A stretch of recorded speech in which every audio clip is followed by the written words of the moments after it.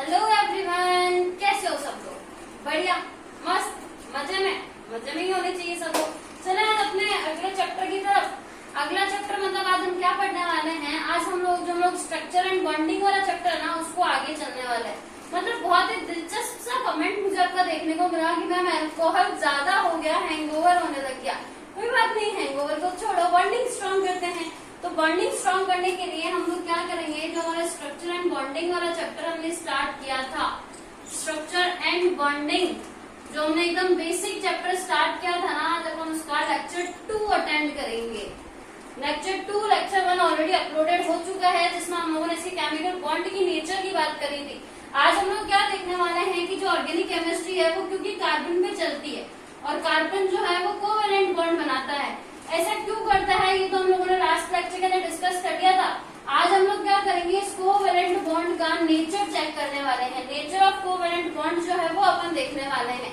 इसके लिए क्या हुआ था, एक थ्योरी दी गई थी और वो थ्योरी थी आपकी वॉन हॉफ एंड लीबेल थ्योरी।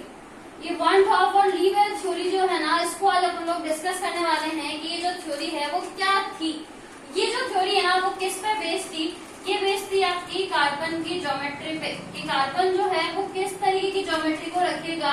इसके जो 4 टेट्रावैलेंट, ये टेट्रावैलेंट होता है ना कार्बन, तो इसके जो चारों वैलेंसीज हैं वो किस मैनर में अपने आप को 3D के अंदर अरेंज करती है, वो बताने के लिए अपन वॉन हॉफ एंड लीबेल थ्योरी को यूज करते हैं। देखो, इस कार्बन की ज्योमेट्री के लिए 3 आइडियाज दिए गए थे। ये जो कार्बन है वो या तो आपका स्क्वायर पिनर ज्योमेट्री के अंदर हो सकता है, स्क्वायर पिनर मतलब वर्गाकार समतलीय ज्योमेट्री। उसके अलावा हमने बोला था ये पायरामिडल शेप, पिरामिड ये हो सकता है, या फिर तीसरा कैटेगरी यहाँ पर जो आती है वो है कि ये टेट्राहेड्रल यानी कि चतुष्फलकीय हो सकता है। तो इन तीनों के अंदर से एक्चुअल में कार्बन कौन सी वैलेंसी को रखता है उसको विद प्रूफ अपन लोग आज डिस्कस करने वाले हैं कि इनके अंदर से कार्बन किस वैलेंसी को रखेगा, क्या कारण होगा कि कार्बन जो अपने आप को 3D के अंदर इन तीनों में से एक स्ट्रक्चर के अंदर अरेंज करेगा। चेक करते हैं अपन लोग उसको। देखो, हम लोगों ने तीनों जो ज्योमेट्री है उनको यहाँ पर ड्रॉ किया है। अब ड्रॉ करने के बाद हम लोग क्या चेक करेंगे, हम लोग एक मॉलिक्यूल लेते हैं। पहले सबसे पहले तो एग्जाम्पल, अगर मैं CH4 मेथेन मॉलिक्यूल को यहाँ पर लेती हूँ तो कार्बन हाइड्रोजन बॉन्ड जो है वो चारों सेम तरीके के हैं। यानी मैं इसको किसी भी स्ट्रक्चर में मैनर करूँ, किसी भी स्ट्रक्चर के अंदर इसको अरेंज करूँ, कोई चेंज नहीं आएगा। लेकिन अगर मैंने एग्जाम्पल ले लिया CH2Cl2 यानी डाईएजोमेथेन का मॉलिक्यूल अगर मैंने काम में ले लिया, तो डाईएजोमेथेन के मॉलिक्यूल को गौर से देखो, 2 हाइड्रोजन है, 2 क्लोरीन है, यानी यहाँ पर 2 तरीके के बॉन्ड एंगल पॉसिबल है। अपन अगर स्क्वायर प्लेनर ज्योमेट्री की बात करें तो स्क्वायर प्लेनर ज्योमेट्री में एक तो 90 डिग्री का बॉन्ड एंगल है, ये जो हमको नजर आ रहा है ये बॉन्ड एंगल है 90 डिग्री का, और दूसरा ये सीधा बॉन्ड एंगल देखो, ये है आपका 180 डिग्री का, 180 डिग्री का।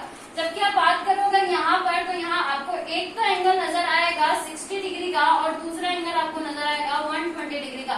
भाई पायरामिडल शेप के अंदर जो बॉन्ड एंगल है वो बॉन्ड एंगल 120 डिग्री का या 60 डिग्री का, इन्हीं में से तो कोई होता है ना। और अगर मैं बात करूँ टेट्राहेड्रल की, तो यहाँ बॉन्ड एंगल होता है हमारे पास में 109 डिग्री 28 मिनट का।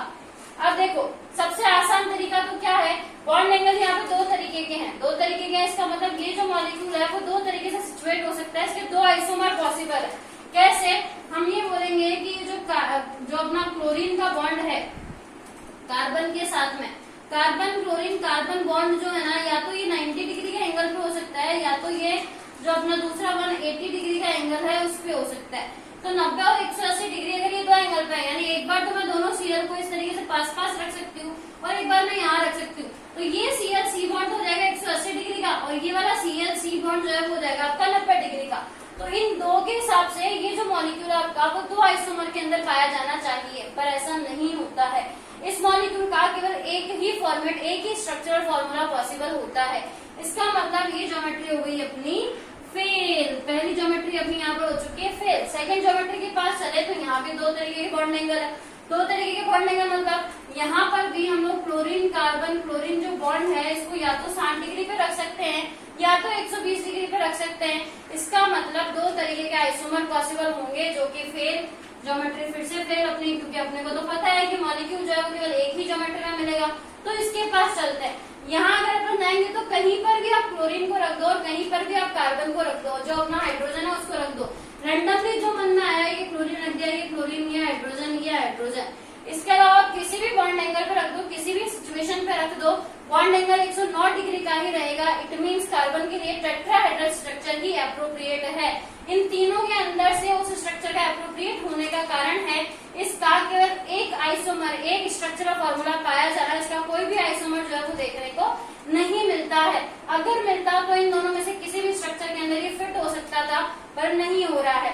तो कार्बन के लिए जो बॉन्ड ऑफ थ्योरी है, लीवार थ्योरी है, वो केवल इतना बताती है कि कार्बन जो अपनी टेट्रावैलेंसी चारों संयोजकताओं को इस मैनर के अंदर रखता है। तीनों को नोट करो, तीनों को नोट करके इनकी स्ट्रक्चर को ध्यान से देखो और ध्यान से देखने के बाद में ये पता कर लो कि यही स्ट्रक्चर एप्रोप्रिएट है। नेक्स्ट कॉन्सेप्ट अपन डिस्कस करते हैं, उससे पहले एक स्क्रीनशॉट फास्ट। अब नेक्स्ट क्या बात करेंगे, जब कार्बन की स्ट्रक्चर उसकी ज्योमेट्री की बात हो चुकी, तो जो कार्बन के पास में ऑर्बिटल्स हैं उनकी बात करेंगे कि वो कब तो मॉलिक्यूलर बॉन्ड बनाएगा, कब वो मॉलिक्यूलर ऑर्बिटल में कन्वर्ट हो जाएगा और कब एटॉमिक बॉन्ड रहेंगे। तो देखो, अगर मैं ऑर्बिटल की बात करूं, कक्षक की बात करूं, तो कक्षक जो है वो दो तरीके के होते हैं। एक तो होता है आपका एटॉमिक ऑर्बिटल यानी कि परमाणविक कक्षक, दूसरा अपने पास में आता है मॉलिक्यूलर ऑर्बिटल यानी कि आणविक कक्षक। ये हो गया आणविक और ये था परमाणविक। तो आणविक या फिर परमाणविक जो कक्षक होते हैं वो क्या होते हैं, देखो अगर मैं किसी भी ऑर्बिटल के लिए, किसी भी एटम के लिए बात करूं, तो हर एक एटम के पास में न्यूक्लियस होता है और ये शेल होता है। अगर किसी भी एटम की मैं बात करूं, अगर किसी भी परमाणु की बात करूं, तो परमाणु में क्या होता है, एक नाभिक होता है, वो इन इलेक्ट्रॉन्स को अपनी तरफ बांध करके रखता है। यानी एक नाभिक केवल एक ही परमाणु के इलेक्ट्रॉन्स को अगर बांध करके रखता है तो वो आपका परमाणविक ऑर्बिटल होगा, परमाणविक कक्षक होगा। पर यही नाभिक अगर किसी दूसरे वाले एटम के, किसी दूसरे एटम के इलेक्ट्रॉन्स को भी अपने पास में बांध करके रखे, तो उस कंडीशन में आणविक कक्षकों का निर्माण हो जाता है। आणविक कक्षक का सीधा सा डेफिनेशन क्या है, परमाणविक कक्षकों के मिलने से आणविक कक्षक बनता है। परमाणविक कक्षक कैसे मिलेंगे, ये एक परमाणविक कक्षक है, ये दूसरा परमाणविक कक्षक है। हर एक कक्षक में न्यूक्लियस अपना जो प्रोटॉन और इलेक्ट्रॉन है दोनों आकर्षण से बंधे रहते हैं। यहाँ पर भी ये दोनों आकर्षण से बंधे रहते हैं। पर जैसे ही अपन इन दोनों को पास ला रहे हैं, तो इनके पास लाने की वजह से इसका नाभिक इसके इलेक्ट्रॉन पर एज वेल एज इसका नाभिक इसके इलेक्ट्रॉन पर आकर्षण डालेगा, अट्रैक्शन डालेगा। इसकी वजह से ये एक नाभिक इस इलेक्ट्रॉन पे भी अपना अधिकार रखेगा और इस इलेक्ट्रॉन को भी अपने आकर्षण से बांध करके रखेगा।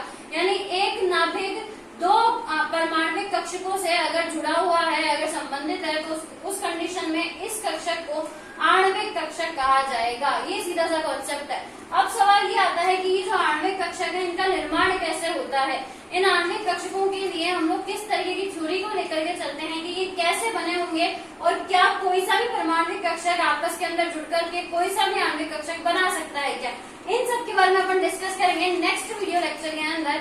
तब तक के लिए हंसते रहिए, मुस्कुराते रहिए, पढ़ते रहिए।